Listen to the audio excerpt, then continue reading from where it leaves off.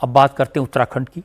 मुख्यमंत्री पुष्कर धामी ने आज कहा कि उनकी सरकार को बदनाम करने की साजिश के तहत नकल माफिया और कोचिंग माफिया उत्तराखंड में नकल जिहाद चलाने की कोशिश कर रहे हैं, लेकिन वो इस साजिश को कभी कामयाब नहीं होने देंगे।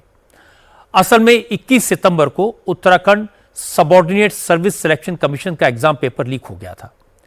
इसके बाद उत्तराखंड में सरकार के खिलाफ प्रोटेस्ट हुए। पुलिस ने जांच शुरू की तो एक शख्स खालिक मलिक और उसकी बहन साबिया को पेपर लीक कराने के आरोप में गिरफ्तार किया। हालांकि पुलिस का कहना है कि 21 सितंबर को पेपर लीक नहीं हुआ था।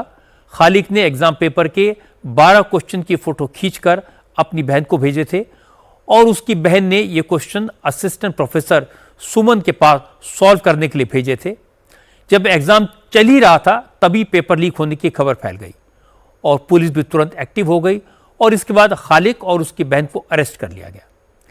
अब पुलिस इस बात की जांच कर रही है कि मामले में खालिक की सांठगांठ क्या किसी गिरोह से थी, लेकिन ये मुद्दा बड़ा हो गया। इसलिए मुख्यमंत्री पुष्कर धामी ने इस केस की जांच के लिए हाई कोर्ट के रिटायर्ड जज की निगरानी में एसआईटी बनाने का फैसला किया। एसआईटी को 1 महीने में जांच पूरी करके रिपोर्ट देनी होगी।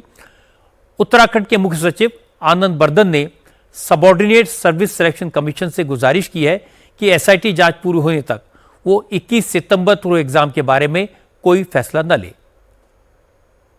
राज्य सरकार द्वारा यह निर्णय लिया गया कि जो गत रविवार 21 सितंबर को अधीनस्थ चयन सेवा आयोग द्वारा जो परीक्षा आयोजित की गई है, उस प्रकरण की गहन जांच के लिए एक एडिशनल एसपी के स्तर की अध्यक्षता में विशेष अन्वेषण दल एसआईटी गठित की जाएगी, जिसका कार्यक्षेत्र पूरा प्रदेश होगा और यह जांच निष्पक्ष हो, स्वतंत्र हो और तथ्यपरक हो।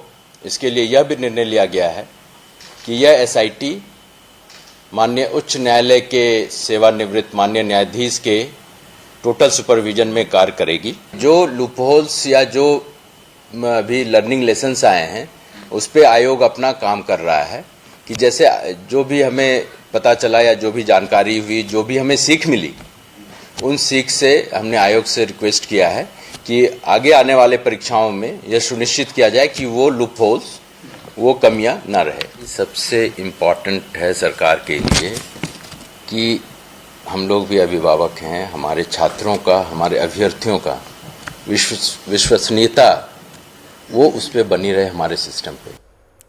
चूंकि उत्तराखंड में 4 साल पहले भी सबऑर्डिनेट सर्विस सिलेक्शन कमीशन के एग्जाम का पेपर लीक हो गया था, फिर 2022 में भी सरकारी भर्ती के एग्जाम का पेपर लीक हुआ था। इसीलिए जब इस बार भी पेपर लीक होने की चर्चा हुई तो युवाओं में जबरदस्त नाराजगी दिखाई दी। उत्तराखंड बेरोजगार संघ और उत्तराखंड स्वाभिमान मोर्चे के नेतृत्व में हजारों छात्रों ने उत्तराखंड की राजधानी देहरादून से लेकर नैनीताल और दूसरे शहरों में प्रोटेस्ट किया। आज प्रदर्शनकारी मुख्यमंत्री के दफ्तर का घेराव करने पहुंच गए, जिसके बाद धामी ने आंदोलन कर रहे नौजवानों को बुलाकर उनसे बात की और पेपर लीक के दोषियों को कड़ी से कड़ी सजा दिलाने का भरोसा दिया। छात्रों ने पूरे सबऑर्डिनेट सर्विस सिलेक्शन कमीशन की जांच कराने और एग्जाम के रूल्स में तब्दीली की मांग की। हमारी जो मुख्यतः मांग थी वो 3-4 मांगे हमारी थी। बेसिकली पहली मांग ये थी कि 1 महीने के भीतर संयुक्त स्नातक स्तरीय परीक्षा दोबारा कराई जाए। तो मुख्यमंत्री जी का ये कहना था कि इसमें जो भी आप लोगों के सामने और भी चीजें हैं और भी तथ्य हैं तो उनको दे दीजिए। आज हम अखबारों में पढ़ रहे थे सुबह, ये भी हमने मुख्यमंत्री को बताया कि भाई इसमें एक जो महिला थी जिसने सबूत दिए थे प्रोफेसर, उस प्रोफेसर के खिलाफ जो है मुकदमा दर्ज किया गया। तो वहां पर ये स्पष्ट हो गया है कि उस महिला पर फिलहाल जो है मुकदमा दर्ज नहीं किया गया है। ये भी हमने जो है ये कहा है कि इसकी स्पष्टता खुद एसएसपी देहरादून और उसका एक लेटर जारी किया जाए कि इस महिला पर जो है मुकदमा दर्ज नहीं किया गया है। तीसरी हमारी मांग ये थी कि जो एक तरह से जो परीक्षाएं हो रही हैं, एक तरह सिपाही की जो नियमावली है उसी सिपाही की नियमावली को चेंज किया जाए, तो उस पर भी उन्होंने एक तरह से विचार उस पर करने की बात कही है। इसके अलावा हमारी मांग थी कि जो आयोग के अध्यक्ष हैं जीएस मौर्तुले जी हैं, ये फिर पूरा जो आयोग है, जो आयोग के अधिकारी हैं, उनकी भी जांच होनी चाहिए इस पूरे मैटर को लेकर। तो उस पर भी मुख्यमंत्री पुष्कर सिंह धामी ने एक तरह से हालांकि उन्होंने मौखिक तो कहा है कि हम जांच करवाएंगे, लेकिन अब देखना पड़ेगा कि उनकी वो जांच होती है कि नहीं होती है। लेकिन धामी का कहना है कि उन्होंने नकल माफिया और कोचिंग माफिया पर लगाम लगाने के लिए 2 साल पहले ही सख्त कानून बना दिया है। अब तक 100 से ज्यादा लोगों को जेल भेजा गया है। इससे परेशान माफिया उनकी सरकार को बदनाम करने की कोशिश कर रहे हैं। उत्तराखंड में नकल जिहाद चला रहे हैं, लेकिन ऐसे लोगों को किसी कीमत पर बख्शा नहीं जाएगा। हमने राज्य में नकल माफियाओं को अंकुश लगाने के लिए देश का सख्त नकल विरोधी कानून लागू किया है, जिसके परिणाम स्वरूप पिछले 4 वर्षों में 25,000 से अधिक युवाओं को सरकारी नौकरियां प्रदान करने में हमें सफलता प्राप्त हुई है। इस कानून के लागू होने के पश्चात हमने वर्ष 2022 के बाद से अब तक 100 से अधिक नकल माफियाओं को जेल की सलाखों के पीछे पहुंचाने का काम किया है, परंतु कुछ लोगों को ये रास नहीं आ रहा है।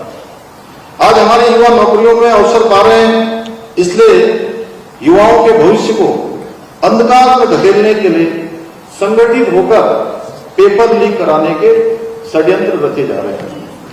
कोचिंग माफिया और नकल माफिया एक होकर राज्य में नकल जहाज छेड़ने का प्रयास कर रहे हैं, जांच से पहले ही प्रदेश में अराजकता फैलाने का प्रयास कर रहे हैं।